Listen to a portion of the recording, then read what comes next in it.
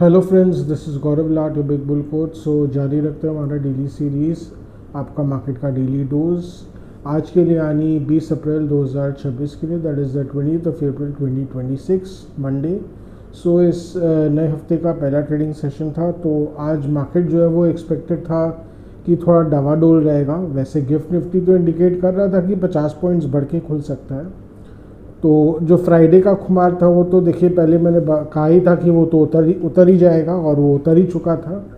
तो जो निफ्टी है वो एक्सपेक्टेड था 50 पॉइंट्स ऊपर खुलेगा, पर क्या हुआ कि खुलते के साथ ही जैसे एकदम से नीचे से धड़ाके से निफ्टी एक बार गिरा, बाज़ार जो है वो एक बार के लिए गिरा। तो इट वाज एक्सपेक्टेड, क्योंकि मार्केट जो है वो, जो अगर आप देखें तो over the weekend HDFC bank, ICICI bank, yes bank, ये तीन मेजर बैंक्स ने जो अपने Q4 नंबर्स है वो डिक्लेयर किए।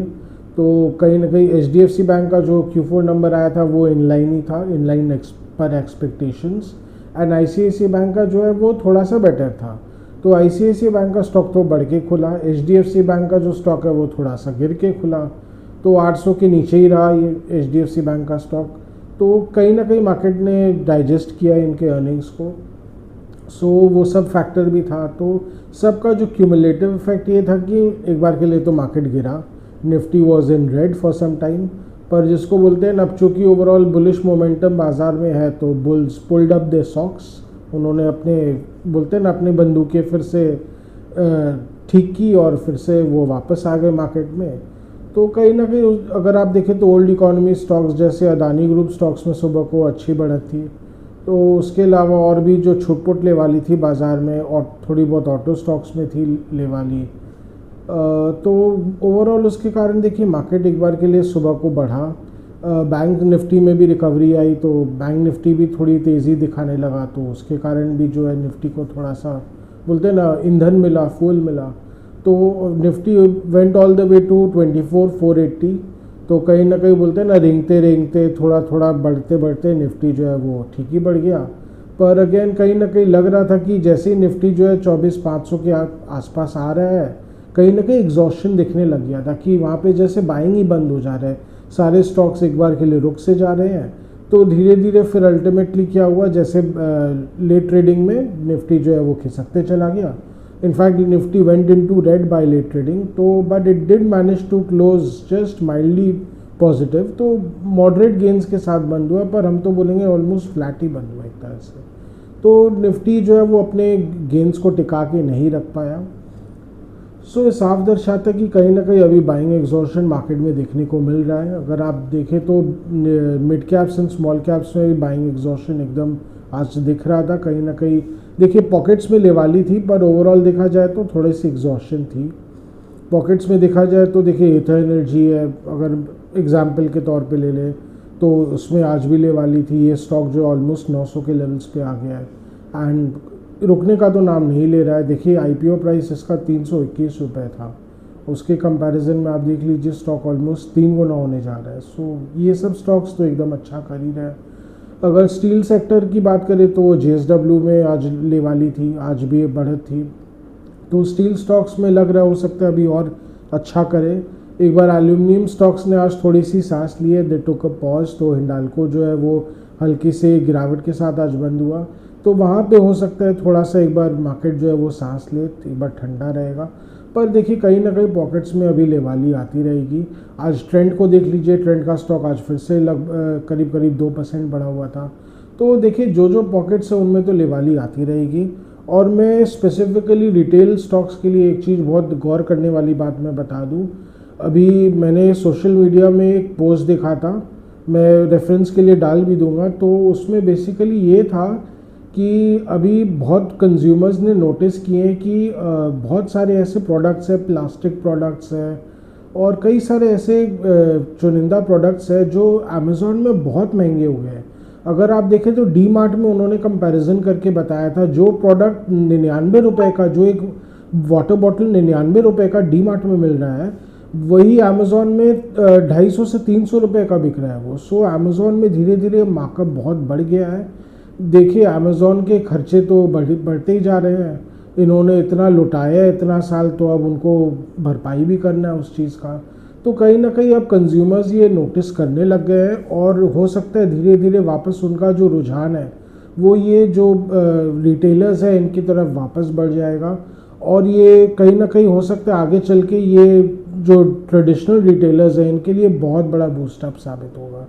तो ये चीज़ में एक गौर करने वाली बात है। तो अगर उस हिसाब से देखें तो जितने भी रिटेल स्टॉक्स हैं, अगर डीमार्ट ले लीजिए, अगर रिलायंस रिटेल जो रिलायंस इंडस्ट्रीज़ का पार्ट है, तो उनको कहीं ना कहीं देखिए एक बहुत बड़ा एडवांटेज अब मिल रहा है, फिर से प्राइस एडवांटेज मिल रहा है। क्योंकि ऐसा बोला भी जा रहा है अब अमेज़ॉन भी अपने सेलर्स से बहुत ज़्यादा अग्रेसिवली चार्ज कर रहा है।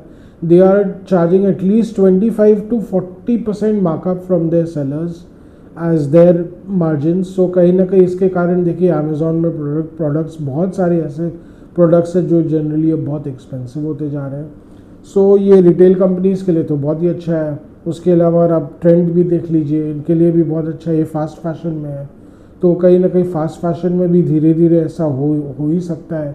इनफैक्ट कुछ हद तक हो भी रहा है। मैं खुद भी बता दूं, मैंने जूडियो के स्टोर्स कई बार विज़िट भी किए और ऐसा हो रहा है। तो फास्ट इनके जितने भी प्रोडक्ट्स हैं वो relatively they are very very affordable और बहुत इनके जिसको बोलते हैं ना टर्न अराउंड, इनका कोई कमी नहीं है टर्न अराउंड में। सो रिपीट कस्टमर्स भी इनके पास आते रहते हैं। सो इस मामले में देखिए रिटेल स्टॉक्स आने वाले टाइम में बहुत अच्छा करने वाले हैं। अभी इनको ऑनलाइन के कारण, मार्केट प्लेसेस के कारण बहुत कंपटीशन मिल रहा था, पर कहीं ना कहीं वो अब धीरे धीरे फोर्स होता हुआ दिख रहा है। सो एक जस्ट जनरल नोट, एक फंडामेंटल नोटिस जो मैंने नोटिस किया है वो मैं आपको बता दूं। सो ये सब अब बैक टू मेन मार्केट आते तो मेन मार्केट थोड़ा अगर आप देखें तो मिक्स सही था। अब बात ये है कि आज यूएस ईरान टॉक्स होने थे पर अभी तक बोलते कोई रिजम्पशन हुआ नहीं है। क्यों? क्योंकि ईरान ने पाकिस्तान आने से फ़िलहाल के लिए मना कर दिया है, कुछ सिक्योरिटी रीजंस के कारण, कुछ ये भी कि उनको अमेरिका पे अभी पूरी तरह भरोसा नहीं है। तो अभी तक जो सेकेंड राउंड ऑफ टॉक्स जो है वो अभी तक शुरू नहीं हो पाए हैं। पहले राउंड ऑफ टॉक्स तो देखिए नतीजनहीन नहीं थे, उसमें कोई नतीजा निकल के आया नहीं।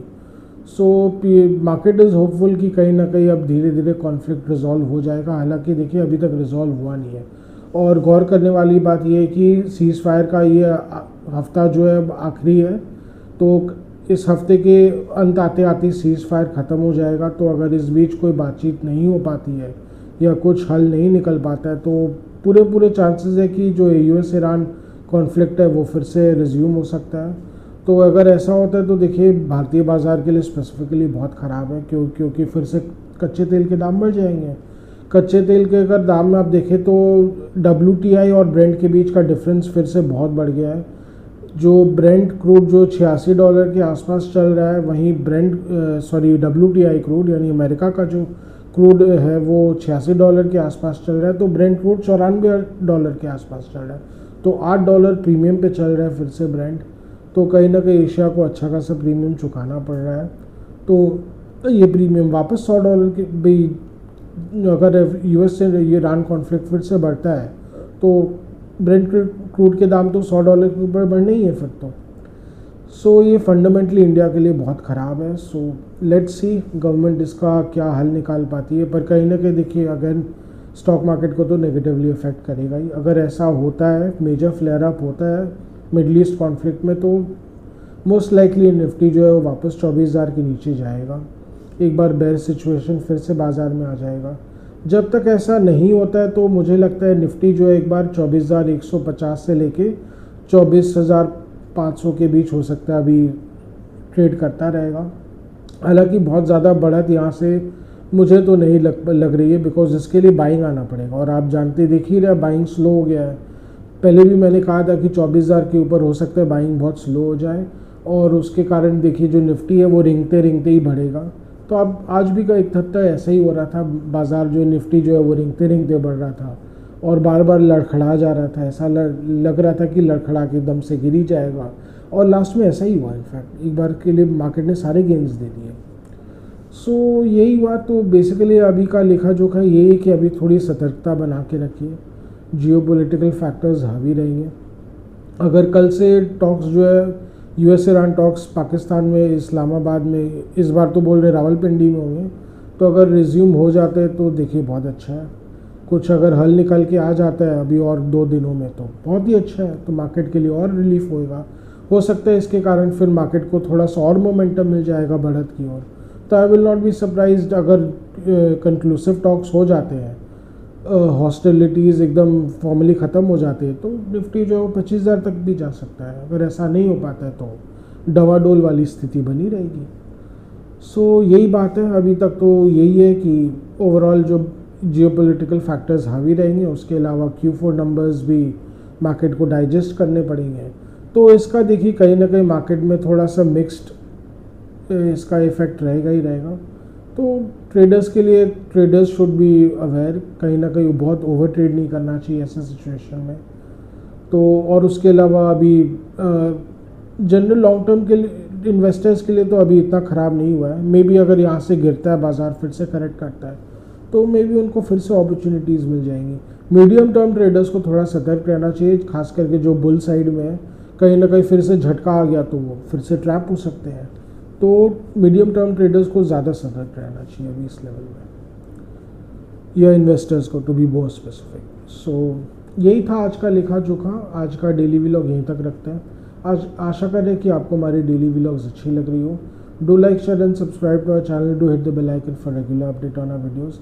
अगर आपको कुछ स्टॉक स्पेसिफिक जानना हो या मार्केट के बारे में कुछ जानना हो तो please write in a comment section, will get back to in, help you in any way possible, as much as possible. Again अगर आपको कुछ कमेंट्स देना हो, फीडबैक देना हो, तो please write in a comment section. Your comments, your feedback are really valuable for us. So आज के लिए थैंक यू।